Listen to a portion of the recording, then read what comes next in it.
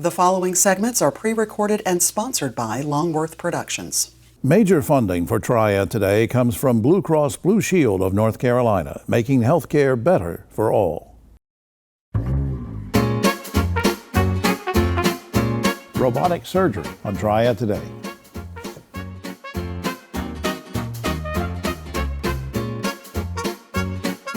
Hello everyone, I'm Jim Longworth and welcome to another edition of Triad Today, coming to you from the Kernersville Auto Museum. We'll tell you more about the museum later on, and later on is when the roundtable shows up. We'll get into all sorts of controversial topics with them. So stay with us. Lots of great information coming your way, including the discussion about robotic surgery, historic preservation, and much more. Where we want to start is with our good buddy Jimmy Flythe, Director of Government Community Relations for Duke Energy. We welcome him back to the show. Good to see you, sir. Good to see you too. All right. Glad to be here today. Now, you recently told me an amazing statistic with regards to customers saving money on energy. Now, we've talked about energy savings before. Sure. But now, how much money are we talking about that folks have saved and over what period of time? Yeah, just since 2019, customers have saved over $1 billion on just participating in some of our products and services kind of offerings. Things like rebates on HVAC equipment, rebates on efficient hot water heaters, discounts on buying programmable thermostats, LED light bulbs, the Power Manager program that we've talked about on the show before. A lot of those things. And some of that can be considerable, because I've talked to people where they'll put in an air conditioning system and say, well, you can get a couple $1,000s rebate or whatever here and there. That's not. That's pretty big. It helps out. And the incentive there is to incentivize people to put the more efficient equipment in. So it saves energy, it's going to save you money in the long run, and it helps us kind of reduce the demand on the grid. Yeah, what kind of products and services were offered that facilitated those savings over that period of time particularly? Yeah, so like the HVAC, if you put in a very high efficient heat pump or air conditioning unit, you can get a direct rebate. Use the manufacturers. We've talked about Find It Duke, so customers can call Find It Duke to get authorized companies that have been vetted to do this kind of work, and they'll take care of doing the rebate for you and that sort of thing. But we've got a home energy house call that customers can call free, that'll come out and they'll leave you with some low flow water devices. It'll kind of reduce the hot water that you're using, so you heat less hot water. Right. So just a variety of things. Even pool pumps. Somebody's got a pool, wants to put in an efficient pool pump. That way you can get a discount on that. Now I want to go down a list of something, and I don't know how much time we'll go through this, but I want to mention a couple of things because it's holiday season. Sure. People that how can we save energy and save money?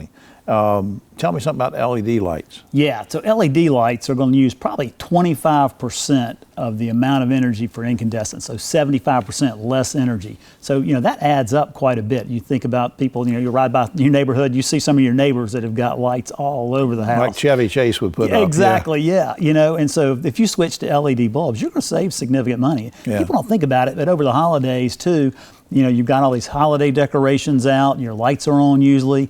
You usually got family members coming to stay with you, so people are taking more showers. So there's a lot more demand on the system, and but the LED light bulbs is an easy way to save energy. Cold weather's here. What about setting thermostats? Yeah, so you think about it. I had kids growing, for a long time ago, they're grown, but they come back and they want the air conditioning set real low or the heat set up real high. They want to walk around in shorts and t-shirts. Yeah. Put on a sweatshirt, wear a nice sweater, and bump your thermostat down, to the mid high 60s.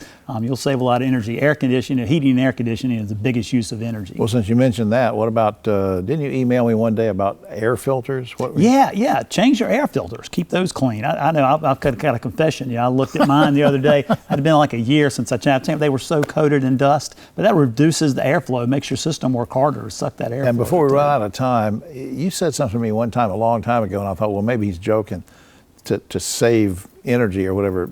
Closing the blinds? Yeah. So when it's cold outside and it's a cloudy day, close your blinds, close your drapes, curtains. But if it's sunny in your home, open those up. Let that sunshine come in and warm up your house. That can save you a lot of energy too. You're full of good information. Yeah, I want to help people out. My wife says I'm full of something, but we don't want to get into that. Up on screen, duke-energy.com. Duke-energy.com with lots of portals to take you lots of different places. Any closing thoughts before the holidays? The one thing I'll just add, the holidays kind of brings out the scammers. Last month we had a Scam Awareness Day, and people are always trying to take advantage. If something feels fishy, if somebody calls you and says they need to pay your power bill, we're going to cut your power off, hang up the phone, call Duke Energy, look up the phone number. Don't use the one that they spoofed you on when they tried to call. Got it. But just be careful. Good thought. Happy holidays, sir. Yep, happy holidays. All right. Thanks. We'll be right back after this. I am so Why frustrated. can no one help me? Waiting is the worst. I think it's Healthcare is broken. At Blue Cross and Blue Shield of North Carolina, we get it. Really? Really. That's why we're making healthcare better for all. Starting with you. Yes, you, Daryl. We're making plans easier to navigate by putting your benefits, prescriptions, and details all in one place. Convinced? No. But it's a start. We'll take it. Blue Cross North Carolina. Making healthcare better for all. Starting with you. North Carolina's economy is growing, bringing new businesses and opportunities. The need for electricity is growing too. At Duke Energy, we're meeting the challenge, providing even more electricity that's cleaner, reliable, and that stays affordable. We're getting out of coal and reinvesting in our communities with a diverse, balanced mix of energy sources and making targeted upgrades to the grid so that North Carolina can thrive in a smarter energy future.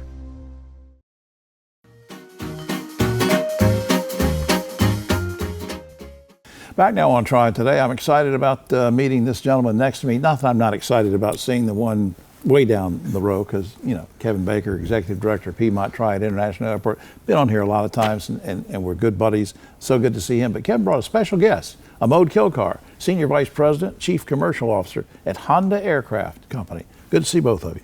Thank you so much. Kevin, let me start with you. We've talked about this before. You've been involved in helping to bring thousands of jobs to the area.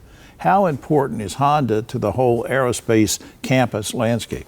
Well, Honda was the first of the OEMs, original equipment manufacturers that located here. And you're talking about a world-known brand. And when you have a global brand like Honda choosing to locate here, that makes everybody else take a look as well. Yeah. So they're hugely important. It was really the beginning of a lot of what we're. A lot of people. Well, you don't have to say answer it, but it seems to me like a lot of people came because of them, right? I think that's right. All right, Amod, why was PTI the right place for Honda? So when our founder, Mr. Fujino, was looking for the right place to start the business and the dream of Honda in terms of airplane manufacturing, North Carolina, first of all, was an amazing place to do business. And then PTI turned out to be probably the best partner from business perspective, not to forget about the amazing educational ecosystem that's within 2-hour radius of this place. Right. So I think there was a lot of good research put in, and PTI came out as a winner. Good labor pool for you to draw from. Absolutely. Too. Yes. Talk about the Honda Jet Echelon. Why is that? What does that look like? What does it do? Perfect. So Honda Jet Echelon is our next aircraft. It's under light jet category. It'll sit up to 11 people. And the coolest part of it is not only it will be the most fuel efficient aircraft in its category, but it'll also fly the farthest in the world. Wow. So it is the farthest flying light jet in the world. Which was a drawback for some people and corporations that wanted to have a jet. Sometimes they have to refuel, but this... That's true. This will go East Coast to West Coast non-stop with 5 passengers. Wow, okay. Yeah. Now, very quickly, the philosophy. Just take a few seconds. The philosophy of Honda Jet, how does it give advantages to the operation? Perfect. So philosophy of Honda Jet is closely aligned with philosophy of Honda Motors Company. Okay. And it is about the 3 joys that we call joy of making, joy of buying, and obviously the joy of selling. Right. And then we focus on that joy of buying for our customers and joy of making for our employees. And the whole system is based on mutual trust and respect for others. And so it's almost like the island of Japanese culture here in Greensboro. Okay. Now, we didn't rehearse this or anything, but Amod, you were born in India, you told me. Yes. As a little boy, when did you first develop an interest in airplanes? Cool. So, to be honest, I was interested in airplanes all my life. My city had an airport, which was at the time really small, but I would still take time to go and see something that takes off and lands safely. Right. So very excited. And then just as the luck may have it, when I finished my graduate studies in Canada, Bombardier was the job that I got. Yeah. I had actually an option of automobile and aerospace, and just so that I could brag about it, I went for aerospace. Well, I brag about Kevin all the time. He does it. So do I. Yeah. We could just do testimonials about Kevin while we're in here. Please. Before I put something up on screen here, very quickly, expansion going on, or what do you see going on in 3 to 5 years? Absolutely. So we are just about starting industrialization of Honda Jet Echelon, which means the wings are already getting made. Fuselage is arriving in few months. Engines are ready. Landing gears are ready. So as you can see, the recipe is there. All right. So we are going to ramp up our production by at least 30 to 40% more workforce in coming year. That's good news for everybody. And so everybody keep abreast of what's going on. There's job opportunities out there up on screen. Fly from PTI.com, please see that. And you can visit HondaJet.com as well.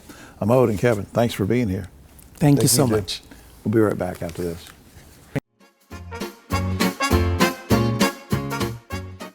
Hi, I'm Jim Longworth, reminding you that Try It Today also airs on GTN Spectrum Channel 13 and streams on WFMY Plus, free on Roku and Amazon Fire. The world's brightest are Fulbrights, Goldwaters, McNairs, and Spartans. Prestigious doesn't have to be expensive. UNCG, find your way here. Back now on Try It Today, and I'm so glad to have these two very special guests with us. Now, on my immediate right, Isabel Coletti, project planner for Historic Resource Commission, and on the far right, our good friend, Pat Pate, City Manager, City of Winston-Salem, who you've seen on this show many times before. Good to see both of you. Thank you. Good to be here, Jim. Pat, let me start with Isabel just a second. Isabel, what is the HRC exactly, and what is the mission? So the HRC is the Historic Resource Commission, and they are a group of elected officials from our community, and their goal is to focus on preservation in the city and in the county. We focus on local historic districts and local historic landmarks, making sure they're preserved and no exterior work is like anything crazy that would damage the character of the home. Right.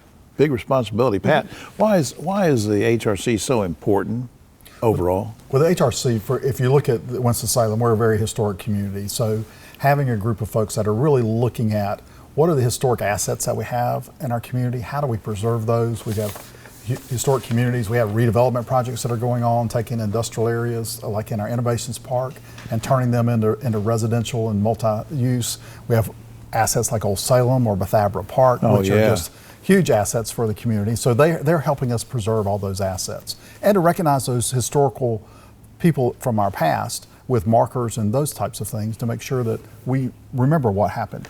Absolutely. And I love going to, I've been going to Old Salem for over 70 years. You go in there and get the sugar cake and all that. Why didn't you bring some sugar cake or something? I know it's a favorite now. You're not in charge of that. All right, speaking of what you're in charge of, let's talk about something, Isabel. I've been hearing about this thing called, or I think you emailed me about the Heritage Neighborhood Program. What is that?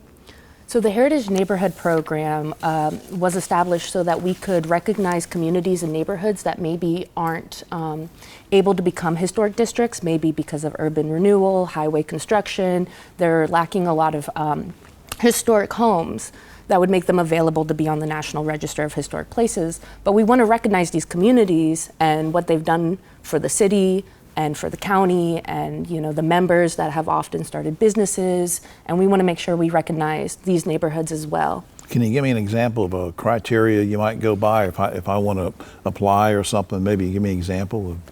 So you really just have to be over 50 years old. Okay. The neighborhood had to have been established 50 years or past or older. And it's usually best that you're not on the National Register of Historic Places, you're not a local historic district, but you have some history in your neighborhood that contributed to the city. Now, how can I apply if I think, hey, my house I think might qualify for this? How do I apply, and is there a fee to apply? There's no fee for the applicant. That's all on us to make sure we get those street toppers in your neighborhood. Right. You can go onto the Forsyth County Historic Resource Commission website, and if you go to the Historic Recognition Committee page, there is an application, an updated application. We try to make it easier so that more residents are able to apply. Well, we didn't rehearse this or anything, but I was just curious because this is the first time you and I met. How did you get such an interest in history and historic preservation? I mean, were you a history buff or were you an architectural buff, or how did you come about it? So I did history as my undergrad, and I knew, for more opportunities, I'd have to go to grad school, and I didn't want to be in the world of academics, so Right. I found historic preservation. We in Asheville, where I'm from, have a historic neighborhood called Montford, beautiful Queen Anne homes, and that's what really got me interested. I heard there were regulations in these neighborhoods that protect the historic character, and I wanted to be a part of that. First time ever going to Old Salem, how old were you? I think that was this year. No, this year? Yeah. Well, that's historic. All right, Pat, before we leave, let me circle back on something.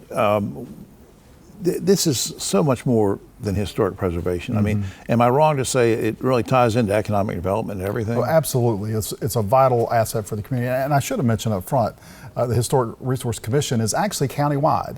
So it's not just the city, anywhere in Forsyth County that you have a historic district or neighborhood. And we want to, we have a lot of pride in those individual neighborhoods. And so that's part of the program, is to let people showcase that pride. But it is such a great economic development tool for us to have the Old Salems and the West End neighborhoods, the Washington Park neighborhoods. Those places are great. Up on screen, cityofws.org. Please check that out. And you can also go, when you do a /1430, and that'll take you directly to the HRC. Thanks to both of you for doing this. You're certainly welcome. Appreciate it. We'll be right back after this.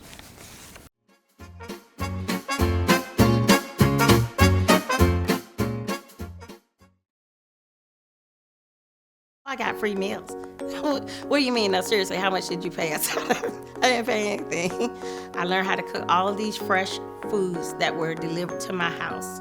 Everything in that grocery bag that's fresh, I had a recipe for it, and I know how to cook. It encouraged us to eat better, to shop better, make better decisions.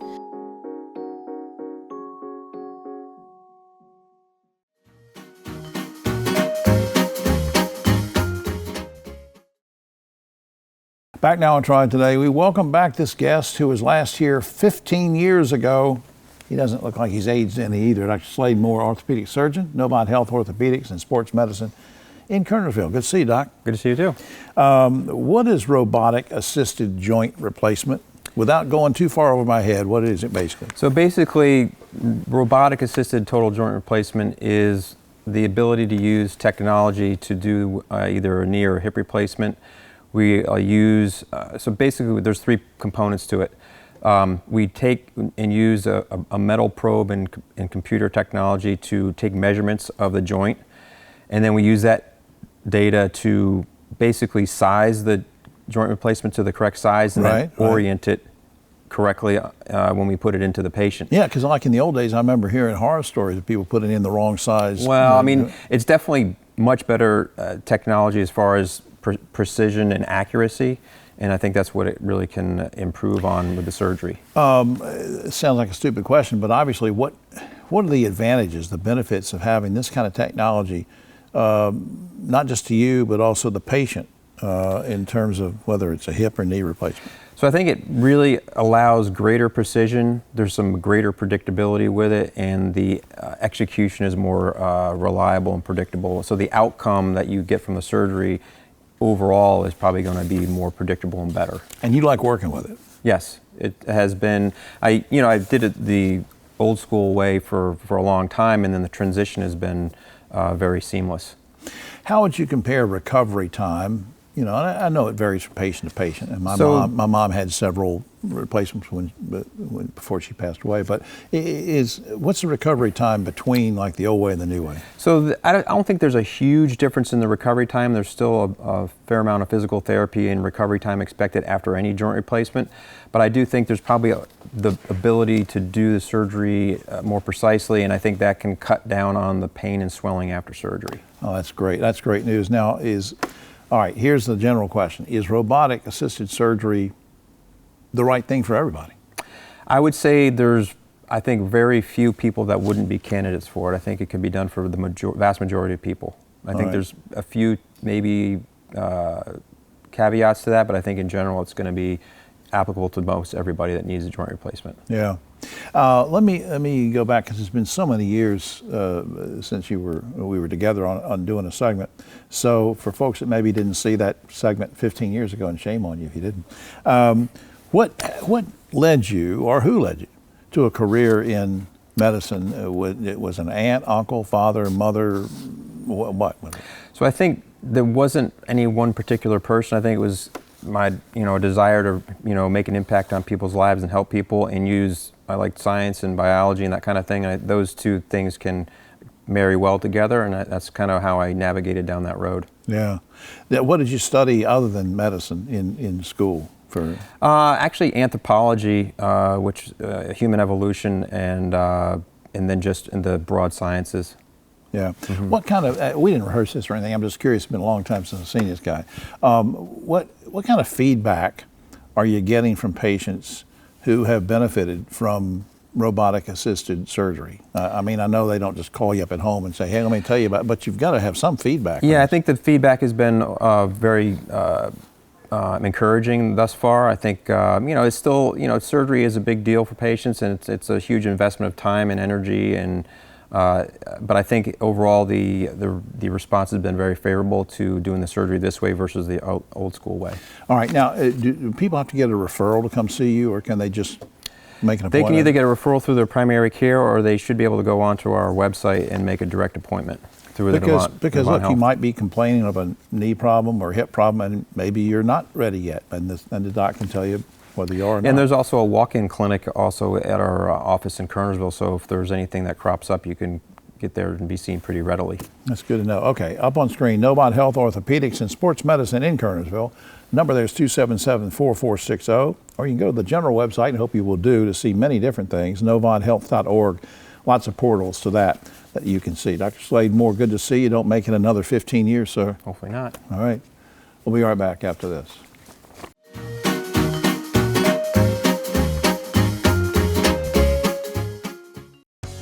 Hi, I'm Jim Longworth, reminding you to catch my column Longworth at Large and Yes Weekly every week. It's available throughout the Triad, or you can go online, yesweekly.com.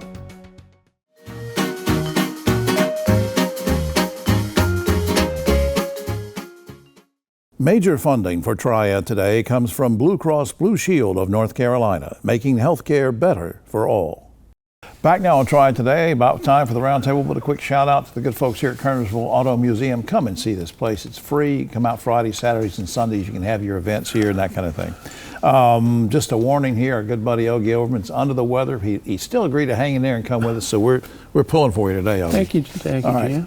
And if you don't answer your question, we'll just shift to Rosemary. She'll be there. Oh, I'll answer. Right. Now, I'll be wrong, but I'll answer. Yeah, well, you're never wrong. All right, first topic, of course, Ogie and Rosemary Plyman and Don Martin, chairman for now of the Forsyth County Commissioners. Last month, former State Representative Cecil Brockman was charged with statutory rape for allegedly having sex with a 15-year-old boy. Now Brockman says he was duped by the boy, who is over 6 feet tall, claimed to be an adult. They met on an adult dating site. I don't want to get too much in the weeds on this, guys, but if all that is true, should charges against Brockman or somebody in that situation be dropped or reduced, Ogie? I don't know. I can't quite figure this out. In a way, I think they should be reduced. Mm-hmm. I'm going to go with that. Rosemary. Yeah, I agree, and I mean, I think teenagers have some culpability in this for sure. Yeah. However, I will say that it has to pass the reasonable test. If we all look at the teenager and say, "Oh, he definitely looks, 12," then I think then there's something there. Don. Well, if the charges have already been filed, it sounds like a great defense, and the way for the outcome of a trial would be that he could be found innocent, or he could have a very light sentence or whatever. Right, that's true. I probably think that's the direction. That's where that comes place. Democratic Congressman Eric Stallwell, who's running for governor in California, proposes that people should be able to vote by telephone. Good idea or bad idea, Ogie? Well, I like Swalwell a lot, but I'm not sure that's such a great idea. I think it's fun to go vote. Voting by telephone, Rosemary. I don't think it's a good idea. I think there are other ways that we can do it, and with deep fakes and AI, that's just a road we don't want to go down. Don Martin. Well, I guess if the technology were there to actually assure, I actually was trying to think about, I've heard about that. I was trying to think, if you had a driver's license, if you had scanning barcode, ties you into that's you, and then you're able to, and then you're shut out. It can't be done again. However, somebody could steal your license. All right, a Tennessee mother is changing her 16-year-old daughter's name, this gets me, because the girl is being called a racist by kids at her school. The girl's name is Dixie. Is the mother's decision understandable or just a woke overreaction? Ogie. Well, she's not woke. I mean, she wouldn't have named the kid Dixie in the first place if she were woke. But it's kind of sad that a kid, I mean, she had nothing to do with her name. Right, you know. right. Rosemary, what do you think? I think the mom's taking care of her daughter. I think if she's decided that the daughter obviously wants to change the name and the mom is willing to do it, then why not let her? Yes.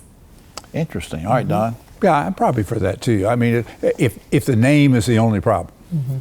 Okay.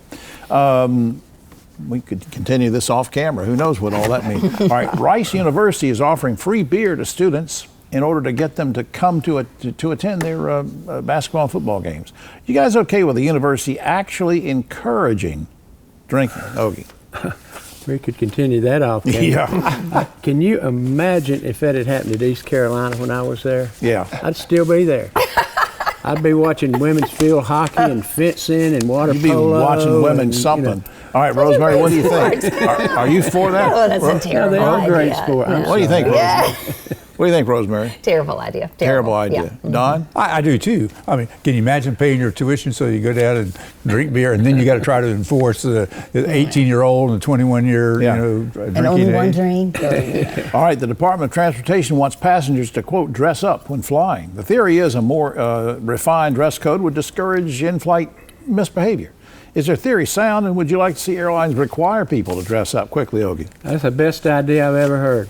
Yeah, I'm serious. Think about Piedmont Airlines, those DC-10s, all these guys, suits, hats, women dressed to the nines. I love it. Fun idea. I think it would work. I think it's impossible to enforce. Yeah. You don't think it can enforce it? No. Don? That's exactly what I think. It'd be nice, but so you show up with your ticket, that you paid $2,500 to go wherever it is and whatever. Oh no, you're not dressed this right. You can't go. Well, Ogie, if you and I had an airline, we'd make it happen. I would. I'd make it happen. All right. Finally, according to Google Trends, the word that North Carolinians mispronounce the most is the name of our own state capital city. Some folks say Raleigh. Some say Raleigh. How do you pronounce it, Ogie? It's not Raleigh. Who says Raleigh? Well, a lot of people say it. All right. Rosemary. Raleigh, but I find it hard to believe that is the word that is most. That's what I don't believe it. Sorry. Yeah, I say Raleigh, but I used to sit next to Dave Plyler at the county commissioner, and he would say, "Those people down in Raleigh." That's right. That's absolutely right. Dave says that. All right. He says it every time. Well, that's all. That's all the time we have, except for this. For Thanksgiving, the mother of one of the Charlotte Hornets player had all of the team to her house for dinner in Milwaukee. Now, how did she pull this off? Simple. She called them for traveling. See, it's a basketball. Okay. All right, for all of us here, except for Ogie, I'm Jim Longworth. We'll see you next week.